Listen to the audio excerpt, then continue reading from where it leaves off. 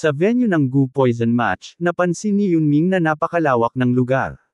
Habang minamasdan siya mula sa malayo ng Skinny Barbie, iniisip nito na sinasayang ni Yunming ang kanyang potensyal, ngunit mas mabuting alisin siya agad.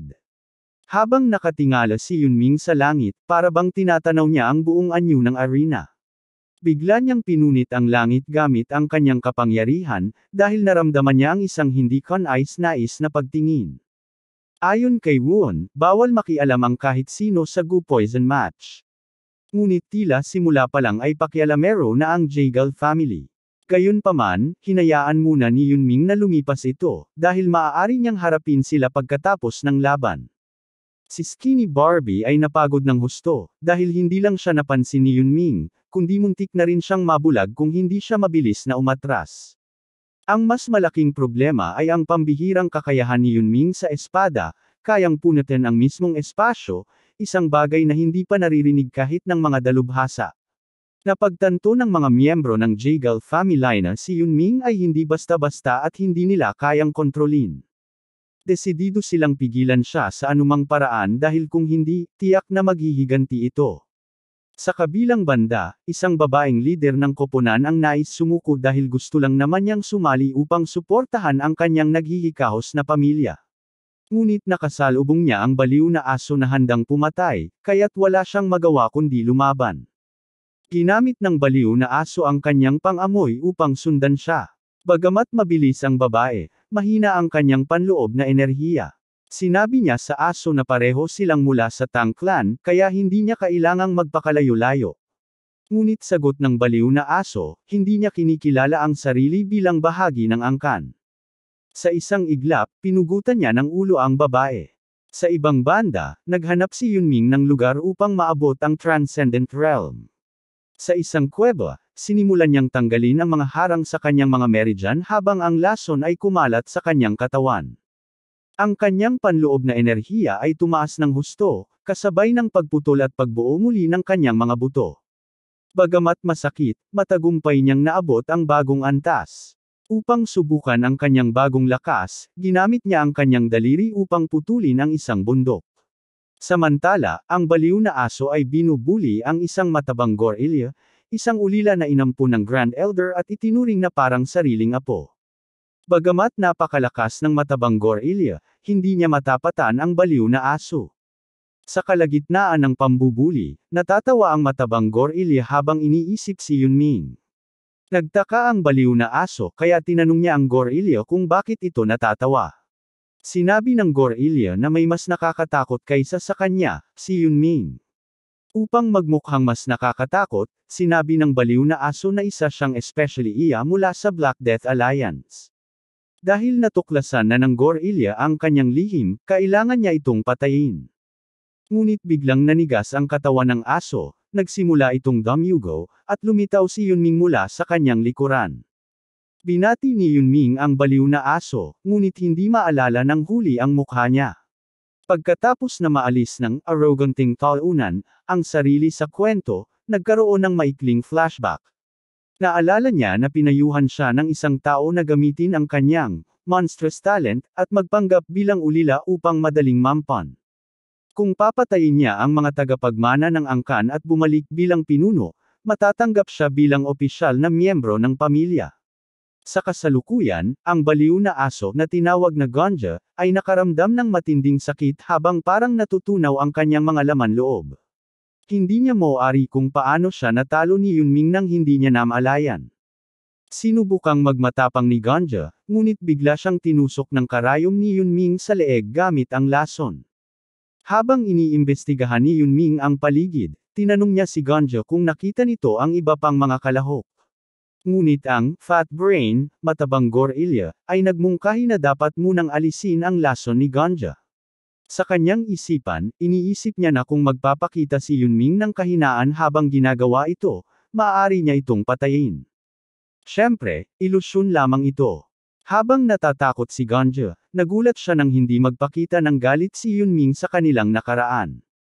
Sa halip, sinabi ni Yunming na wala siyang pakialam sa mga nakaraang ginawa ni Ganja, ngunit malinaw na iniwan niya itong buhay dahil sobrang tanga nito. Habang nag-uusap, sinubukang magtago at umatake pabalik si Gangel. Sinabi niya sa sarili na kung mamamatay na siya, isasama na lang niya si Yunming. Akala niya siya ang bida, kaya't tinaga niya si Yunming, ngunit lahat ng iyon ay nauwi lamang sa pagtama sa isang afterimage. Si Yunming ay agad na sumunod sa kanya at sinabi, "Hindi ako nakikipaglaro sa mga taong malapit ng mamatay." Parang Chad, hinawakan niya ang balikat ng aso at nagbabala sa kanya na huwag lumaban pa, o hindi na siya magkakaroon ng katawan na ililibing, kasi mamamatay siya mula sa lason. Nagulat si Gil dahil alam niyang si Yunming ay palaging nagwawagi laban sa kahit na pinakamalakas na kalaban. Ngunit higit sa lahat, nakakalito kay Gil ang huling teknik na ginamit ni Yunming, na mula sa Black and White Sword School. Ngunit kahit iyon, madaling na-neutralize ni Yunming. Sinabi ni Yunming kay Gil na siya na lang ang natirang kalaban, kaya't tinanong kung paano nila matutukoy ang panalo. Mabilis namang nag-isip si Gil at nagdesisyon na sumuko.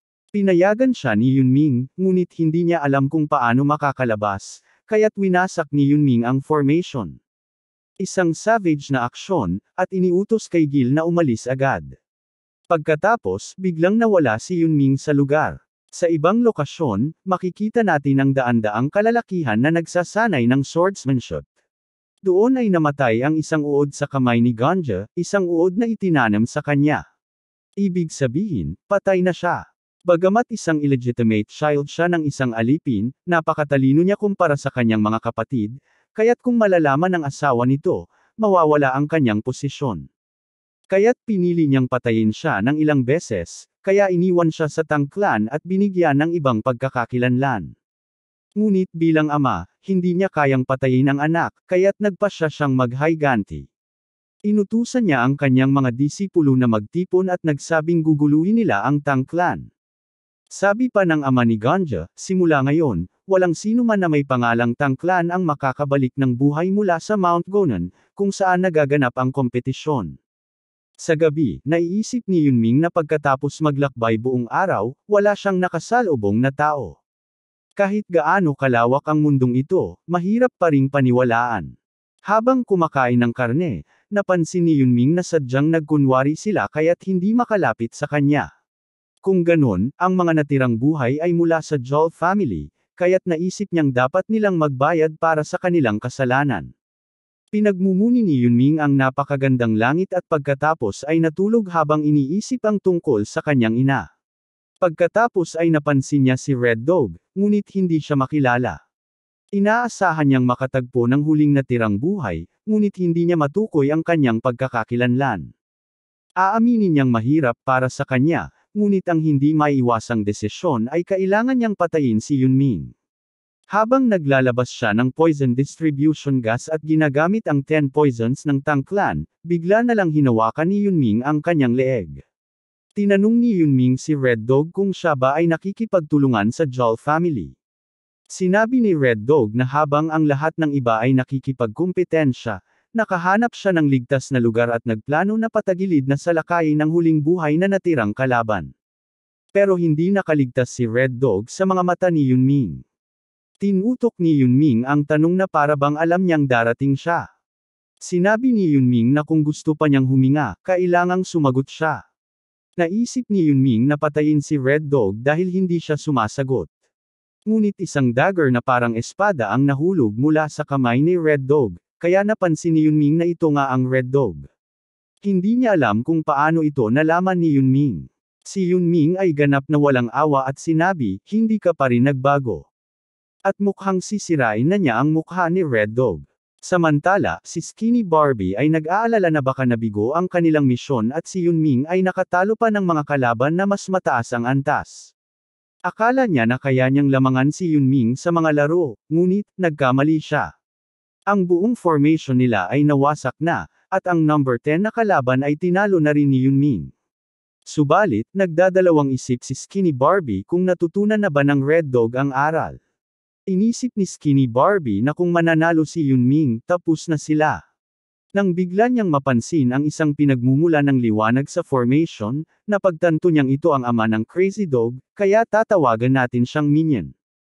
Ayon sa mga kaibigan ni Minion, nagdala sila ng 300 katao sa kanilang misyon, na tila labis, ngunit hindi naman bobo si Minion. Alam niyang magiging mas maingat ang mga natirang kalaban, kaya't kailangan nilang mag-ingat. Tinanong siya ng isang kaibigan kung kumusta ang spy na ipinadala nila, ngunit nabigo ito kaya't nag-aalala siya. Sa hindi inaasahan, nakarinig si Skinny Barbie ng kanilang pag-uusap. Ayon sa Skinny Barbie, sobrang lakas ni Minion. Naiisip niya na kung wala silang spy, paano nila malalaman ang lokasyon ng kanilang kalaban. Kaya't kailangan niyang makipag-ugnayan sa pamilya at mga puwersa ng seguridad. Mabilis namang sumulpot sa utak ni Skinny Barbie ang isang ideya, pwedeng niyang patayin si Yunming gamit ang tulong ng mga ito. Sa kabilang banda, si Red Dog ay nag-iisip na malapit na niyang matapos ang laban at kailangan niyang gamitin ang Red Dragon's Poison para makaligtas. Kinuha niya ito, ngunit napansin ni Yunming na ang dagger ay may nakapahid na substansya. Dahil dito, nalamig si Yunming, at bago pa man siya makagawa ng anumang aksyon, agad niyang kinuha ang dagger at sinabi kay Red Dog, "Sasagutin mo ba ako?" Ano ito? Inisip ni Yunming na ang dagger ay may Red Dragon Poison na nakapahid. Pinatumba ni Yunming si Red Dog sa lupa at pinilit na ipainom ang lason sa kanya. Tinutok niya ang sarili at sinabi, "Huwag mong gawing biro ang laban na ito." Habang ginagawa ito, sinabi ni Red Dog na ang lason na ito ay isang special formulation, kaya't iniisip ni Yunming kung ano ang kakaibang epekto nito. Napaisip si Yunming na ang Tang's Family 10 Poison ay ipinagbabawal na gamitin sa kompetisyon. Pero bigla niyang napagtanto na ito ang isa sa mga elixir poison na hinahanap niya at ngumiti na inisip na masasayang kung kay Red Dog niya lang ito papatikim. Biglang nagsabi si Red Dog na pakawalan na siya dahil nasabi na niya lahat ang nalalaman at sumusuko na siya sa laban. Ngunit sinabi ni Yunming na hindi pa sinasabi ni Red Dog ang lahat ng gusto niyang malaman. Biglang tinanong niya ito kung meron ba siyang koneksyon sa Jaegal family. At galit na sinabi ni Yunming na ay talye ang lahat ng usapan nila kung hindi ay tinakot niya na papainom lahat ng Fire Dragon Poison kay Red Dog. Sinabi ni Red Dog na nag-offer ang Jaegal family ng marriage proposal para sa ikalalakas ng alyansa ng dalawang pamilya. Napaisip si Yunming na maaring tama ang sinabi ni Red Dog dahil gusto ma-maintain ng Jaegal family ang kanilang status sa ganung paraan. Habang nag-iisip si Yunming bigla na lang ininom niya ang poison na ikinagulat ni Red Dog. Tinanong siya ni Red Dog kung ano ginagawa niya at sinabi ni Yunming na kahit anong tingin niya hindi niya bibigyan si Red Dog ng lason at uubusin niya ito. Gulat at pagtataka ang naging reaksyon ni Red Dog ngunit ngumiti siya na para bang biniyayan siya ng tulong ng langit dahil sa pag-inom ni Yunming ng poison. Naubos ni Yunming ang lason na sinabi na lasang strawberry flavor ngunit biglang umapoy ang buong mukha niya na sa pag-inom ng poison. Tuwang-tuwa naman si Red Dog dahil sa kabal-iwang ginawa ni Yunming sa pag-inom nito. Sinabi niya na kahit sa isang pinakamalakas na nilalang ay hindi kaya ang Tang's Family 10 Poison at binabanggit niya ang pangalan ni Yunming na mamatay na dahil sa apoy. Ngunit napansin niya kahit nasusunog na ang mukha ni Yunming ay hindi nagbago ang higpit ng hawak nito sa kanyang pisngi. Gulat na nakita niya si Yunming na hindi man lang nasaktan or nolison sa ininom at sinabi ni Yunming ang ininom niya ay biglang naging spicy flavor. Hindi siya makapaniwala sa nakita at naisip na merong alamat na nilalang na hindi tinatabla ng lahat ng poison kahit sa Tan's clan at kayang pumatay ng dos gamit lamang ang paghinga nito. Tinatawag ito na The Realm of the Poisoner, isang kwento na narinig niya mula sa kanyang lolo na maaaring maging totoo sa nakita niya. Nang magtapos siya sa pagsasalita, binangga ni Yunming ang ulo ni Red Dog sa lupa, at ipinagpatuloy ang kanyang mission. Rest in peace, Red Dog, wika ni Yunming habang iniiwasan na ang kanyang mga kalaban. Pagkatapos ininom ang lason, naramdaman ni Yunming na parang natutunan niya ang martial art of the sun, kaya't nagpatuloy siya sa kanyang misyon. Ngunit habang siya ay papalayo, bigla siyang napansin ng isang sun at nang makita ito, nagbago ang paligid, nadama niyang nagbago ang lugar at tila nasa ibang lokasyon na siya. Tinutukoy niyang marahil ito ay gawa ni Skinny Barbie. Gumamit si Yunming ng kanyang mga pandama at napansin niyang may mga presensya sa paligid, at ayon sa kanya, mahigit 300 katao ang naroroon. Nang makita nilang pumasok na siya sa kanilang lugar, nagplano si Yunming kung anong hakbang ang susunod niyang gagawin. Binawi niya ang kamay niya at isinauso ang mga karayom sa lason. Sinabi ni Skinny Barbie kay Wee na may mga intruder dahil may especially iya sa grupo nila na nagsiwalat ng kanilang lokasyon. Idinagdag niya na may higit sa 300 tropa ang pinamumunuan ng lider ng Dark Moon, si MC Inu, pero tatawagan pa rin natin siyang minion. Hindi mo ari ni Win kung bakit sila nasa Sichuan at paano nila natagpuan ang palasyo na nakatago sa 7 kandadong Phantom Formation. Sinabi ng Musclehead na dapat nilang bilisan, pero sagot ni Skinny na nasa inner world na ang mga intruder, kung saan nangyayari ang laban ng lason. Hindi sila makakapag-intervene, kaya napilitan silang umasa sa mga bata. Samantala, pumatay ng daan-daang tao gamit ang kanyang mga lasong karayom. Nang makita ang bangkay ng anak niya, halos mabaliw siya. Sabi ng kasama niya, mukhang napatay si Crazy Dog nang walang kahirap-hirap gamit ang lasong karayom. Galit na galit si Minion dahil parang walang laban ang pagkamatay nito. Hypocrite talaga siya. Pinag-uusang gusto niyang wasakin ang pundasyon ng isang angkan. Sa galit, iniutos niya sa mga alagad na hanapin ang sinumang miyembro ng Tang family. Lahat ng grupo ay i-deploy niya, sabay sumpang walang sinumang buhay ang matitira. Pero seryoso, itong matandang talunan ay nakikipaglaban lang sa mga bata pero ang taas ng tingin sa sarili. Habang nag-uusap ang mga disipulo, napansin nila kung gaano ka-weird umasta ang leader nila. Sabi nila, hindi dapat baliwalain ang Tang family dahil napatay nila si Ganja gamit ang isang strike lang. Habang nagkukwentuhan, biglang nalason ng isa sa kanila at namatay agad gamit ang parehong lasong karayom. Naghanda silang lumaban, pero napansin nilang daan-daang karayom ang bumagsak mula sa langit. Lahat sila ay nalason at namatay ng walang laban. Sobrang nakamamatay ang lason na ginawa ni On para sa mga sundalo. Ginamit niya ang kanyang inner energy para bawiin ang lahat ng karayom. Grabe, ang astig nito. Isang scout ang nagulat kay Minion na lahat ng grupo niya ay nalason at namatay ng walang kalaban-laban. Dumating pa ang iba pang scouts na nagbalita ng parehong resulta. Halos mabawasan na ang bilang nila ng malaki. Sa loob ng isang oras, mahigit 100 tao na nila ang nawala. Napagtanto ni Minion na posibleng gawa ito ng iisang tao. Natakot si Minion nang sobra na parang mapapahina siya sa pantalon niya. Naisip niyang walang duda. Ito'y gawa ng isang master mula sa Tang family. Nag-ipon siya ng lakas ng loob at iniwan ang command sa kasama niya. Nagpasya siyang harapin ang kaaway ng mag-isa. Sinabi ng kaibigan niya na kung hindi nila mahanap ang intruder bago lumubog ang araw, malamang ay maubos sila. Iniutos niya sa lahat na aalis sila sa loob ng 1 oras. Pero malas nila, nasa puno-puno si Yunming na mahintay lang sa kanila.